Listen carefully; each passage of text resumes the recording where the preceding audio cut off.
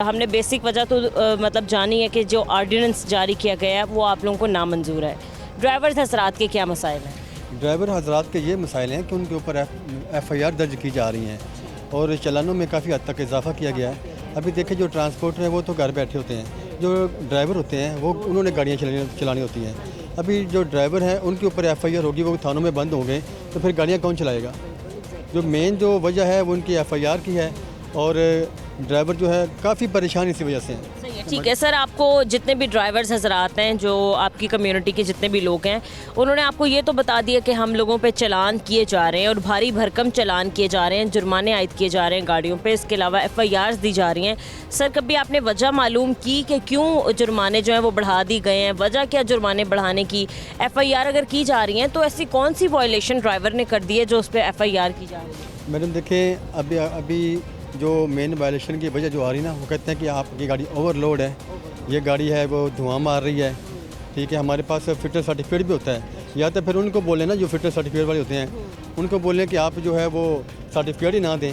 कहते हैं हम, बट समटाइम्स ऐसा होता है कि अगर आप गाड़ी की फ़िटनेस करवा भी आते हैं, विक्स जाते हैं ना आप लोग, वहाँ पर गाड़ी की आप फिटनेस करवा भी आते हैं तो गाड़ी कोई ना कोई मसला करने लग जाती है बाद में। तो ये कसूरवार फिर वो हजरात नहीं है, कसूरवार तो फिर गाड़ी के मालकान या फिर ड्राइवर्स नहीं है कि उनको चाहिए कि अगर गाड़ी धुआं छोड़ रही है या गाड़ी ओवरलोड है तो कम करना भी तो ड्राइवर्स हजरात का काम है।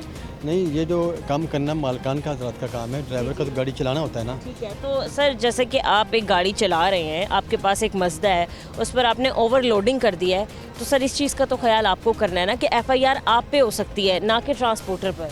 नहीं, वो ड्राइवर का तो कसूर नहीं है ना।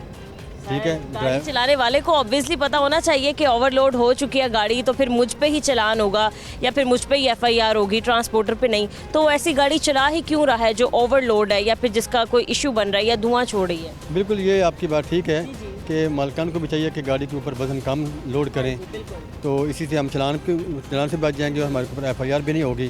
तो ड्राइवर तो 25-30 हज़ार तनख्वाह लेने वाला आदमी है, वो किस तरह इतने। बेसिक जो आप लोगों का इशू है वो ये है कि डायरेक्ट एफआईआर क्यों दी जा रही है? जी बिल्कुल, जो एफआईआर है वो उनसे हमारा छुटकारा दिलाया जाए। एफआईआर, कई ड्राइवर ऐसे थानों में बंद हैं, उनको थानों से निकाला जाए।